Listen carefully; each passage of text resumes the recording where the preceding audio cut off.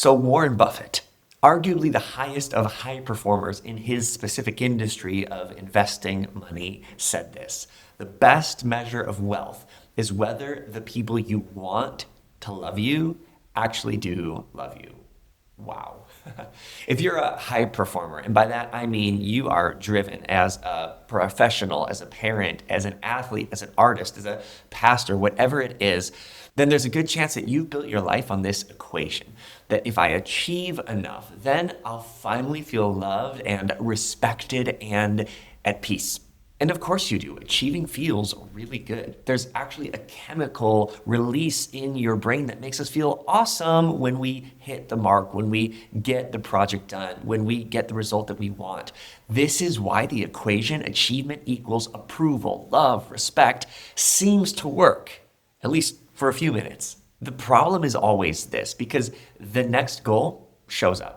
The next standard, the next reason that you're not quite enough, it's always going to be there nagging at you, reminding you that you fall short. Well, that doesn't feel very good.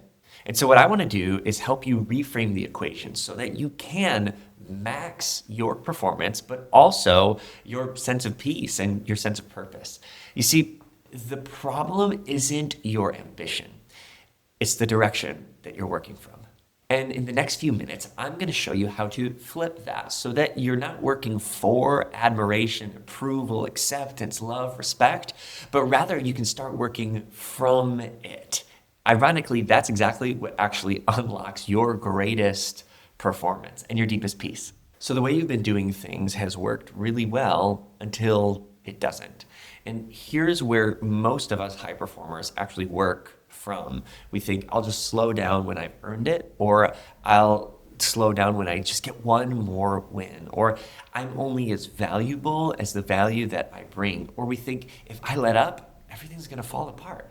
And for a while, that can keep us pushing, actually really hard, because it produces results. It earns us the recognition that we so badly crave. It can actually create an identity. We'll talk about about that in a second. And it creates momentum. But when we operate from that place, it will always cost us more than we actually want to pay. Why? Well, because it's never enough. Wins, yeah, they're relieving, but they're not truly fulfilling. Losses, oh man, they feel personal rather than situational. And after a loss, this ever happened to you? You're walking around the house with your head hung down, and before long, the stress and the feelings of it just kind of spill out on the people that you love. Rest can feel like guilt rather than recovery. And here's the secret, an episode for another day. From the best performance science, we know that rest is actually growth. But here's what happens when we operate out of these kinds of things.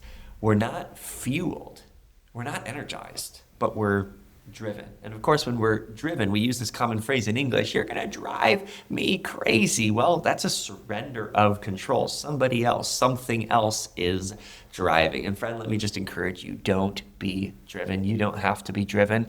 In fact, be fueled so that you can take a God-given agency over your thoughts, over your calendar, over your business, your relationships with those you love.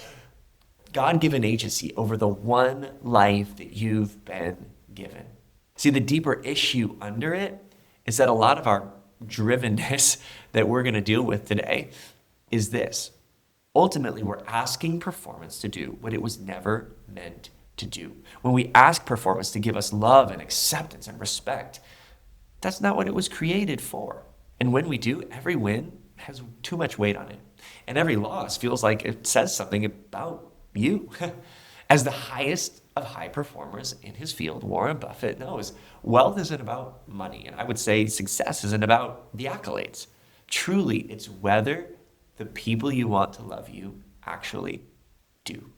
So let me give you 3 ways to take back agency over the place of performance in your life so that you can continue to produce at your peak, but without sacrificing your purpose or your peace. See, the goal is not working for, but from love and respect and acceptance, which, by the way, is when performance becomes energizing instead of draining. And when this happens, your wins and your losses also stay in their proper place. They inform you, but they don't define you. So here are 3 ways to build the kind of internal structure, the very habits over time to not be driven for love and respect and acceptance, but actually fueled by it.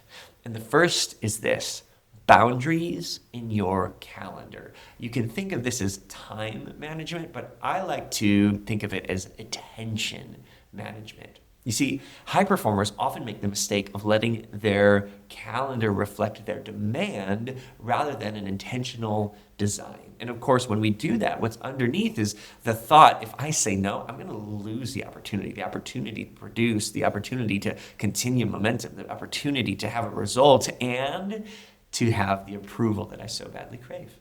But if everything is important, then nothing is actually protected, including, listen, you and the people that you love the most. Your time isn't protected. Your attention isn't protected. And so what we want to do instead of opening up our calendar to anyone and anything that is demanding our time and our attention is we actually want to, before the week starts, decide what actually matters. And we want to protect. You can literally put in your calendar blocks of time to protect deep work. We should talk about that another day, how important that is. Deep work, single tasking. We want to protect recovery time. Remember, rest is growth when we're actually recovering. And personal priorities, like, say, going to the pool with the people you love. 2 days ago and yesterday, we were able to go to the pool. And I got to tell you, today, I am energized. I am fueled by it as I am trying to serve you with the greatest place of peace and abundance within me. But hey, I'm not doing this to try so you'll like me. No. I'm doing this because I genuinely care about you and because I'm fueled by this amazing time that I've had connecting with the people that I love. I want that for you too, which is why I'm putting so much time and attention with this block of time protected on my calendar here to serve you. Remember this, your calendar is actually a reflection of what you believe you and the people you love are worth. So give them your best time and attention. Give the things that matter most your best time and attention. You see, when you work from acceptance, you stop overcommitting yourself trying to earn it. Here's the second boundary that you want to put into place, and that's boundaries in your connections. Let's call this energy management. The mistake that most high performers make here is that you're available to everyone and everything all the time, which is kind of connected with your calendar. But when we do that, that's just draining. So why do we do it? Well, because of this perceived need for approval, because of a fear of disappointing others. By the way, that can run deep and be connected to your story and how you grew up and what messages people planted into you. We can even do this because of an over-identification with being the reliable one. I mean, this can run deep when it's an identity issue. But what happens is that you end up carrying conversations, you end up carrying emotions, you end up carrying expectations that were never meant to be yours to carry. So what you want to do instead is 2 things: discern and then practice. You want to discern which of the relationships in your life are life-giving. They increase your energy. They help you think bigger and see more clearly, and which are consistently depleting. Now, this feels personal, it's not. This isn't a comment on the dignity of people in your life. Everybody is worth loving and is made in the image of God. Rather, this is a comment on the specific dynamic, the specific interaction between you and another person. Simply put, does it energize or does it deplete you? So first you want to discern which of the relationships are life-giving and which deplete me. By the way, I protect in my calendar a call every single week at the same time with somebody in my life who is very life-giving. Now, that doesn't mean we talk every week. Sometimes he can't, sometimes I can't. And when we do talk, sometimes it's 5 minutes, sometimes it's 45 minutes. But that protected time on my calendar and that protected energy, that connection is there on purpose because he is life-giving for me. So we want to discern who in our life is life-giving and who is just a little bit draining on our energy. Again, not personal. It's just a comment on the specific dynamic between you and another person. And then we want to practice this, okay? This is really important. You want to say no without over-explaining. It's okay to not always answer your phone. It's okay to text back or even say to someone in person, you know what, I'm not going to be able to do that. It's okay. You can say no without over-explaining yourself, because that helps you not absorb what is not yours to carry. And guess what? That's actually going to energize you. And guess what? Help you perform even better what is yours to carry. Remember this, your energy isn't something that you owe to everyone and everything. Rather, it's a resource that you have the responsibility to steward. And when you work from respect, love, acceptance, guess what? You stop leaking it, trying to earn all those things. And here's the third boundary that we want to put in place. These are boundaries in our cognition. Let's call this mindset management. Most of the time, our thoughts can fall into the pattern of thinking, is this good enough? Am I falling behind? What will people really think of me? And of course, that builds all kinds of internalized pressure. And that reaffirms this sad, but all too common conditional self-worth. Like, you only deserve love if you produce, if you perform. And of course, what happens when you operate out of that, well, even when you're succeeding, your mind doesn't let you enjoy it. Your mind doesn't let you even experience it. This, by the way, is why it's so important to celebrate your wins and your team's wins, even when they're small. So instead, what we want to do is we want to notice the performance-driven narrative, and we want to interrupt it. We want to notice it and, let's say, nip it in the bud. Here's how you do it. You start asking this question: what am I making this mean about me? So your ads campaign doesn't go well. So one of your kids is not performing well, or even worse, is having a meltdown in the supermarket. Notice what's going on and ask yourself, what am I making this mean about me? And then what you want to do is you want to not just notice it, you want to nip it in the bud. You want to replace it with grounded truth. Listen, we need to separate our identity from the outcome, okay? As a parent, when you have a supermarket meltdown, it's not a comment on you. It's actually an opportunity to teach wisdom, an opportunity to step in and to help that child grow.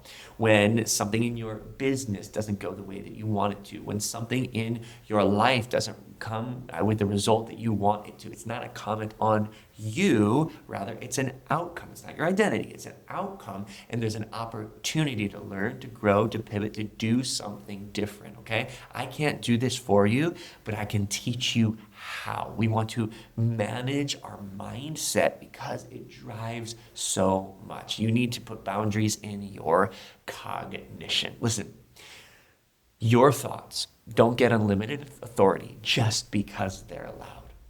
And when you work from, not for, but from love and acceptance and respect, your mind actually becomes a helpful tool that you get to leverage rather than a condemning judge that kicks you to the dirt.